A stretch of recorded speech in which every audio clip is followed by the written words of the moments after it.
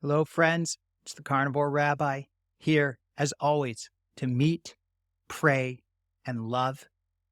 Carnivores go through three primary stages, and it's critical to understand these stages so that you know where you are and you can be comfortable with how you are feeling and what you are doing.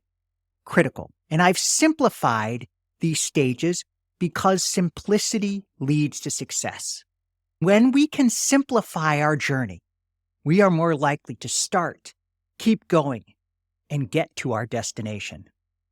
Because I love simplicity in all of life, let me share a few more simple carnivore mantras with you.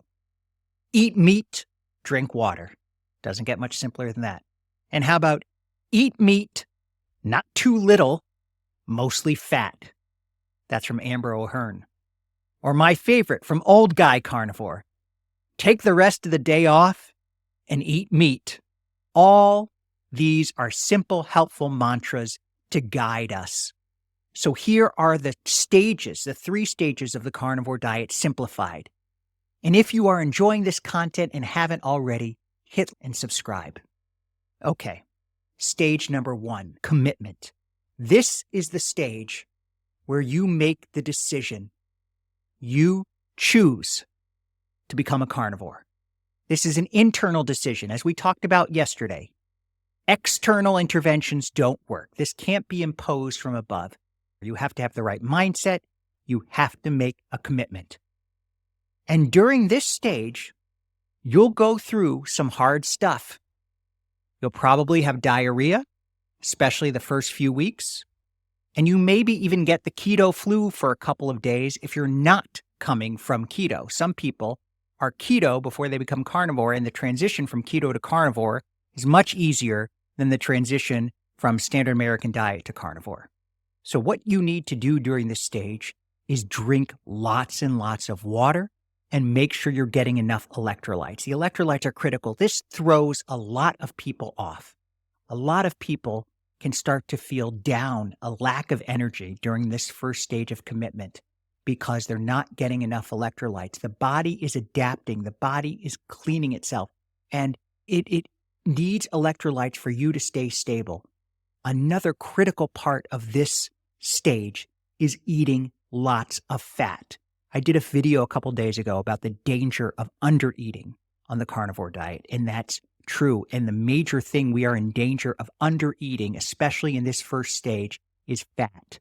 We don't eat fatty enough meat. I remember when I first started, I would take ribeye steak, and before I put it in the air fryer, I would put a layer of tallow, of fat. I got the South Chicago tallow. You can order it online. You know what? I'll put a link in the description. It's great stuff. It's not that expensive. It's expensive, but it lasts a long time. One container lasts a long time. So it's like it looks like whipping cream. So I would put a layer of tallow on each side of the ribeye. So there was so much fat, and that was critical. Now, why does that work so well? Because it's filling, and the fat is what gives us energy. It's what makes us full. It's what helps us realize satiety. So eat more fat than you think you should even. That is critical. I've seen that over and over again. We get enough protein, we maybe get too much protein. We don't get enough fat. So lots and lots of fat. And eat until you are comfortably full. That's important. Don't undereat. And if people bother you during this stage, because you're getting used to it, you haven't been carnivore for very long, people think you're crazy. You're doing this crazy diet. All you're eating is meat. You know what? Tell them you're on an elimination diet. That's the phrase. At this point, we're not fully convicted in our mindset yet, unless you happen to be superhuman and you just immediately jump into it. Some people, they feel totally wonderful and confident and ultra convicted in 2 or 3 weeks, but most people it takes a little while. Tell people you're on an elimination diet. That'll generally end the conversation and they won't make you feel awkward. This stage can last anywhere from 60 days to 120 days. And it can be longer. It can be up to 6 months for some people. This all depends on where you're coming from, what previous diets you had, how much weight you'd like to lose if you want to lose weight. This stage will often see you losing a lot of weight. especially if it goes longer, especially if you have a lot of weight to lose, this stage can see that weight start coming off. Now, again, not true for all people.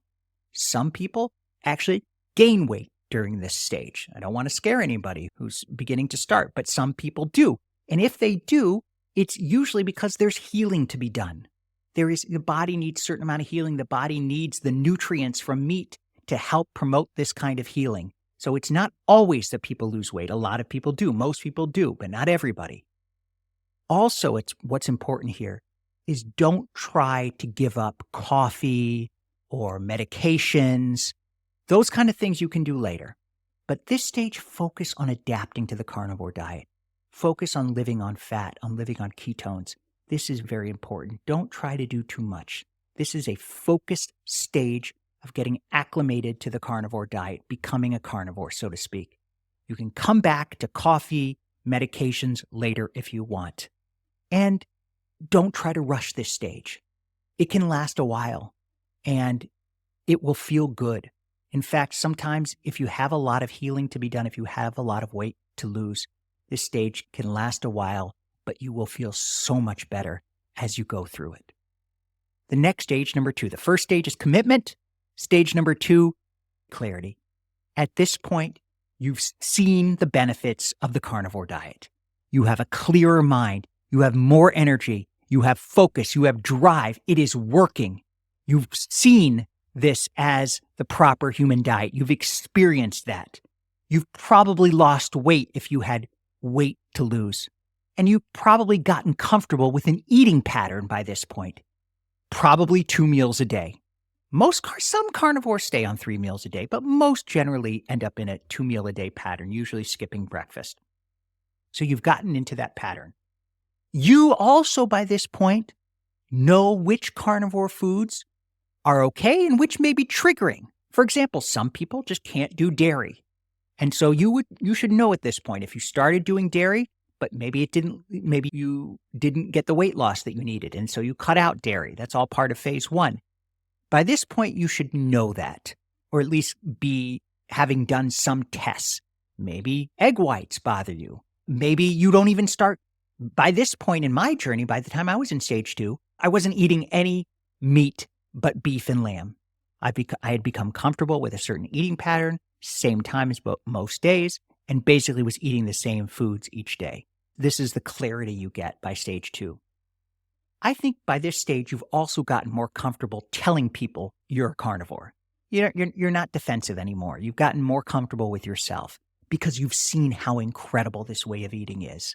And so you're in a great phase right now. You're probably not losing much weight anymore. Most of that comes during phase 1, commitment. I'll see some variations, maybe 5-pound variations over the course of a few weeks. But in general, there's not massive weight loss or massive weight gain anymore. And you're still very careful about what you eat. You're very careful not to cheat. At this point, I wasn't going out to eat very much. And I was still always trying to stay away from tempting foods, even seeing them. Part of the bad part about going out to dinner is you see all those desserts, you see everything. Even in this stage 2, it's very careful to stay away from all that and really know that I still will experience cravings. And during this stage, if I had cravings, I would just eat more meat. But the cravings were less than they were during stage 1. At this point in stage 2, you also feel a cool, consistent energy. It's a great feeling. You have adapted, your body has adapted to the proper human diet. You are feeling nourished, really nourished. Your satiety signals are getting better. You are in a good place for health.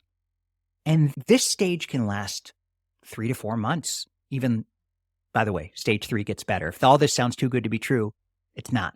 Stage 3 is even better. So this stage can last 3 to 4 months, could be longer, could be a year. One thing that can happen during this stage that's important, and don't be scared of it, is you might have small periods of time where you just eat a ton.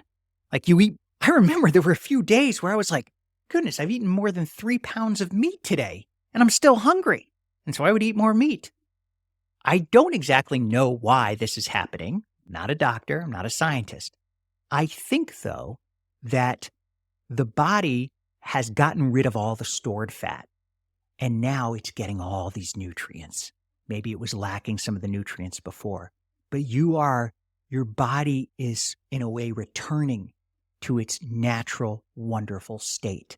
And also, if you're using more energy, the body needs more energy, and you're not getting the energy from stored fat anymore. You're getting it from the food you eat. But that doesn't last long. You go through these phases where you're eating a ton of food. It could even just be a day or two.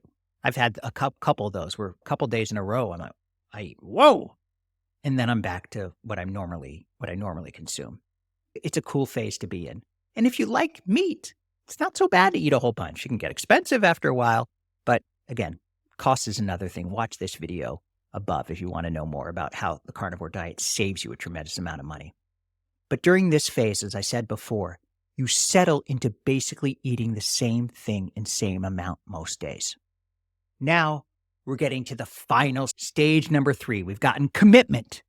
We've gotten clarity. Now we come to confidence. This is where you are utterly comfortable in this way of eating. You have the carnivore zen.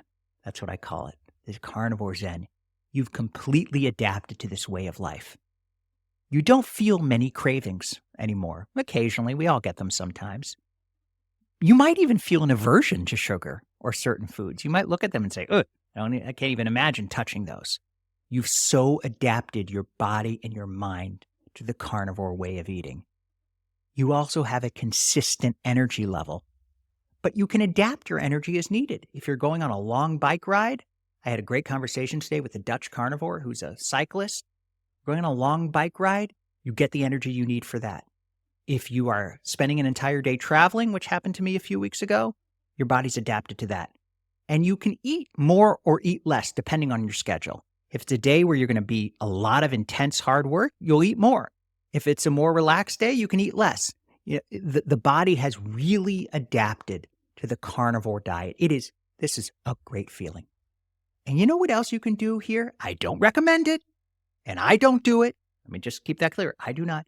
But occasionally people can cheat during this stage and immediately get back to being carnivore. So if it's a special day and you want to have a cookie or you want to have some mashed potatoes, it's Thanksgiving, that's okay. I don't recommend it again, but I know plenty of people who are long-term carnivores who can have a simple cheat and it's pretty easy to adapt back. That's because they are now totally carnivores. And so it's almost as if it's a slight aberration from their normal ways and you get back on track pretty quickly. You might fast regularly when you're in this stage, and you might do OMAD, 1 meal a day, like I do, like a lot of carnivores do, because your body, again, we didn't evolve to eat 3 meals a day. People weren't eating 3 meals a day when they were hunter-gatherers. They were fasting and feasting. And while I don't recommend, they were fasting and feasting because they had no other choice. We have choices. But to me, the way my body feels best is if I have 1 meal a day where I really feast, and the rest of the day I let my body, my digestive system rest. This isn't everyone. Some people, especially those who are extremely active, do 2 meals a day. Like Dr. Chafee, I think, does 2 meals a day. He used to do 1, I remember, but I think he does 2 now. So again, you have to listen to your body, but you can really adapt. Sometimes I'll have 1 meal a day during the week, and during the weekend, I'll have 2 meals a day. The flexibility you have at this stage 3, this stage of confidence, is tremendous. And at this point as well, if you want to try to give up coffee, if you drink coffee, which I don't think it's critical to give up coffee, by the way. Some people do. I drink coffee and I've given up for periods of time, didn't affect me any differently. But if you want to try to give up coffee, this is at the point where you can definitely comfortably try it. If you want to wean off certain medications, I'd feel comfortable trying here. Of course, I'm not a doctor, and you absolutely need to consult one if you're addressing medications. But at this point, you are so adapted to the carnivore diet that you can give that a try and see whether it affects you negatively or positively. At this point, at this stage, you also realize that the carnivore diet is about so much more than weight loss or how you look or what you eat. You realize that it is a way of life. It is the proper human diet that gives us clarity, peace of mind, and a great feeling of comfort in the world. It is a way of life, a way of being, rather than simply a way of eating. You've reached that stage, and it's a wonderful place to be.